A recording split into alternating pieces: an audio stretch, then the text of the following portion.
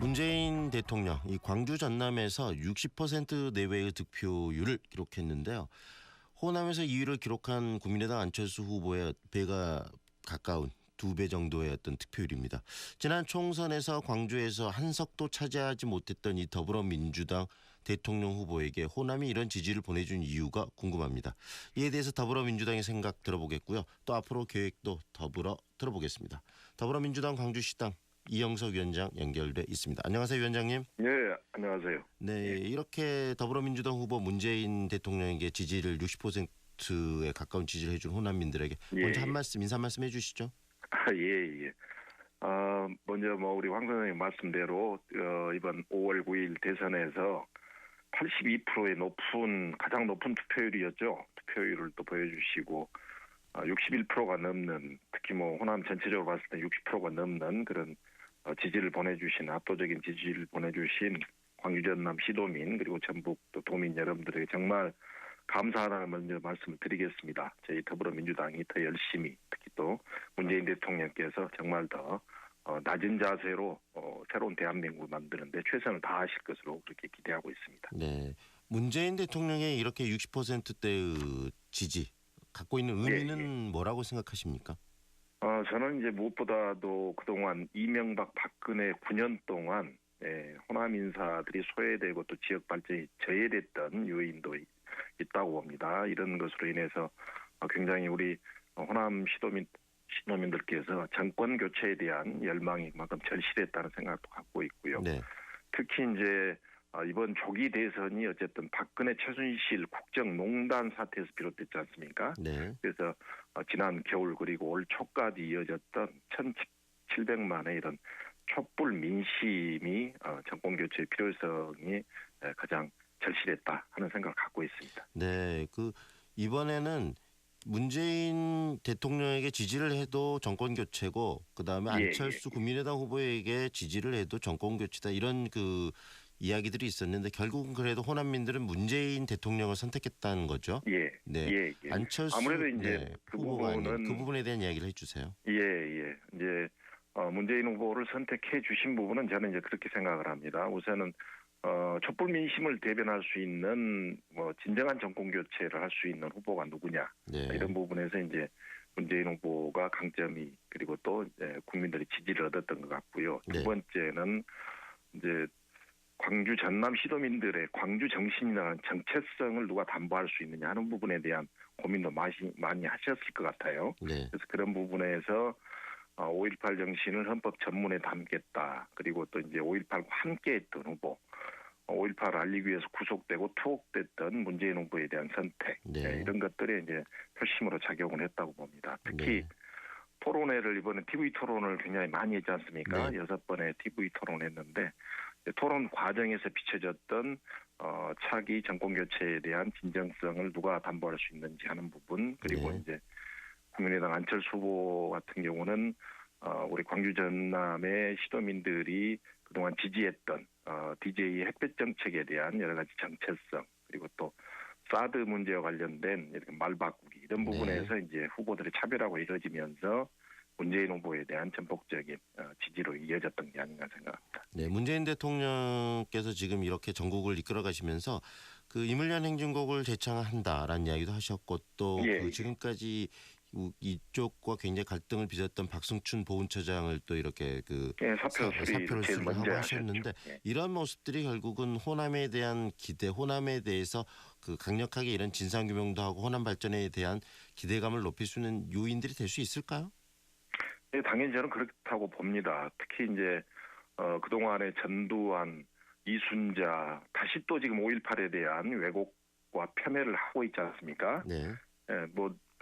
내일 모레면 이제 5.18 37주년인데 37주년이 지난 지금도 공식적으로 지금 5.18 민주항쟁에 대한 법적인 근거가 마련돼 있고 또 국가 기념일로 지정이 돼 있음에도 불구하고 지속적으로 광주 정신을 훼손하려는 이런 시도들이 지금도 전개되고 있단 말이죠. 그래서 이런 부분에 대해서 이제는 5.18 헌법 전문에 명시해서 다시는 광주 정신을 훼손하고 또 광주 시민들의 자존심을 건들지 않는 그런 부분들에 대한 광주 시민들의 열망, 이 갈망이 있을 겁니다. 그래서 네. 이런 부분들을 책임져 줄 수 있는 그런 대통령, 당연히 문재인이라고 이렇게 광주 시민들은 여기셨을 걸로 봅니다. 네. 문재인 대통령께서 이렇게 후보 시절에 또 호남에 대한 여러 가지 공약도 발표를 하셨는데 예를 들면 이제 한전대학을 이쪽에다 만들겠다. 예, 그래서 예, 예. 그리고 또 뭐 에너지밸리 그다음에 여러 가지 뭐 R&D 사업들에 대한 예산 지원 이런 이야기를 하셨는데 그 당시 말씀하셨던 그런 것들이 적극적으로 추진될 수 있을까요? 어떻게 보십니까? 저는 뭐 당연히 그 추진돼야 되고 특히 과거 2002년 노무현 정부 탄생 할 때부터 노무현 대통령과 이제 뭐 문재인 당시의 청와대 비서실장님 많은 분들이 당시에 호남의 그 미래 먹거리에 대한 고민을 많이 했던 게 사실입니다. 네. 늘 우리 호남은 문화적인 도시 그리고 또 민주인권 평화 도시 이런 그런 정신적인 그런 부분에 대한 대표 도시로서의 위상만 있었지 그동안의 여러 가지 경제적인 측면이랄지 산업적인 측면에서의 낙후됐던 게 사실 아니었습니까? 네. 그래서 이런 부분에 대한 우리 광주에 대한 고민들을 많이 하셨고 그래서 그런 차원에서 공기업을 지방으로 이렇게 이전할 때 가장 큰 규모를 갖고 있던 한전을 광주 전남 혁신도시에 이렇게 또 이전을 해주셨고요. 네. 그 이제 한전이 광주 전남에 오면서 지금까지 이제 이어질 수 있는 게 에너지 산업, 에너지 신산업에 대한 욕구들이 이제 또 필요성들이 대두되기 때문에 한전 공대를 유치하는 것 그리고 네. 이제 문재인 대표께서 공약하셨던 2020년까지 에너지 산업과 관련된 500개 기업을 유치하고 3만 명의 일자리를 만들어내겠다 네. 하는 부분 이런 부분들은 당연히 성취되고 또 입지적으로 가장 바람직한 그런 공약이다 이런 생각을 갖고 있습니다. 네. 그런 공약들이 꼭 이루어질 것이라고 확신한다는 말씀을 하셨고요. 그리고 더불어서 지금 이제 이번에 문재인 대통령에 대한 60%의 지지가 그런데 더불어민주당의 지지는 아니다. 뭐 이런 말도 있더라고요. 그런 부분에 대해서는 어떻게 생각하십니까? 저는 뭐 그렇게 생각하지는 않습니다. 네. 예. 방금 전에 사회자께서도 지난해 4월 총선 때 네. 저희들이 심한 회초리를 이제 맞았다는 말씀도 하셨는데 네. 실질적으로 지난 총선에서 저희들이 패배한 건 맞습니다. 대신 저는 광주 시민들께서 민주당에 대한 애정을 완전히 버린 것은 아니다. 네. 당시에 이제 공천 과정에서 김종인 전 비대위원장이 뭐 셀프 공천을 한다랄지 그리고 또 두 개 특정 지역에 대한 공천을 너무 늦게 그리고 또 광주 시민의 정서와 맞지 않는 전략적 공천을 하면서 너희들 자만한 거 아니냐 하는 부분에 대한 회초리를 네. 드셨다고 생각을 갖고 있거든요. 네. 그래서 더불어민주당은 60년 정통 야당이고 늘 광주 전남 호남 시도민과 함께 해왔기 때문에 저희들이 낮은 자세로 시도민과 함께 한다면 다시 더불어민주당이 손을 들어주신다. 그리고 네. 늘 그 애정은 변하지 않고 있다. 그런 생각을 갖고 있습니다. 결국은 더불어민주당에 대한 애정이 다시 회복될 것이라는 그런 기대감을 말씀하셨는데 그게 표면적으로 나타나는 게 또 내년 지방선거가 아닐까 싶어요. 실질적으로. 예, 뭐 네. 이제 뭐 기대감보다는 지금 현실적으로 이번 5월 9일 19대 대통령 선거에서 압도적인 지지를 보내주셨지 네. 않습니까? 더불어민주당 후보에게. 네. 그래서 그런 부분들은 이제 회복이 됐다고 보고 있고요.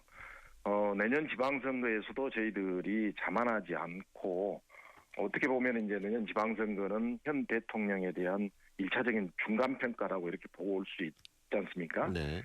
네, 그래서 죄송합니다. 그래서 이런 부분에 대한 그 준비를 더불어민주당이 더 낮은 자세로 대비하고 준비한다면 뭐 우리 시도민들의 사랑은 받을 수 있다고 보고 있고요. 특히 네. 이제 이런 부분에서 아주 객관적이고 그리고 시민과 도민과 함께할 수 있는 공천 시스템을 만들어내는 네. 것 굉장히 중요할 것이라고 봅니다. 특히 이제 또 새로운 지역의 인재들을 영입해서 시민들이 바라는 지방의회 또 지방자치단체를 꾸릴 수 있는 역량을 갖춰가는 것 이런 부분들의 진정성을 보이게 되면 또 광주 시민이나 또 전남 도민들께서 지지해 주실 것이다. 그런 기대를 갖고 있습니다. 네, 그만큼 내년 지방선거도 열심히 준비하시겠다는 말씀이신데요. 짧게 앞으로 더불어민주당 이제 여당이 되셨으니까 어떤 식으로 어떤 계획을 갖고 계시는지 짧게 한 말씀 해주십시오. 한 20초 정도. 예, 뭐 무엇보다도 압도적인 성원 지지 보내주셔서 감사하다는 말씀을 드리고요. 네. 그동안에 우리 지역에 소외됐던 뭐 인사, 최대한 많이 네. 참여할 수 있도록 그렇게 노력을 하겠습니다. 특히 최근에 국무총리 또 비서실장 네네. 인전에 보여주셨듯이 호남 인사 소외받지 않고 네. 그리고 지역 발전 더불어민주당 문재인 네네. 대통령이 책임질 수 있도록 저희들이 최선을 다해서 노력하겠습니다. 네, 앞으로 활동 기대하겠습니다. 감사합니다. 예, 고맙습니다.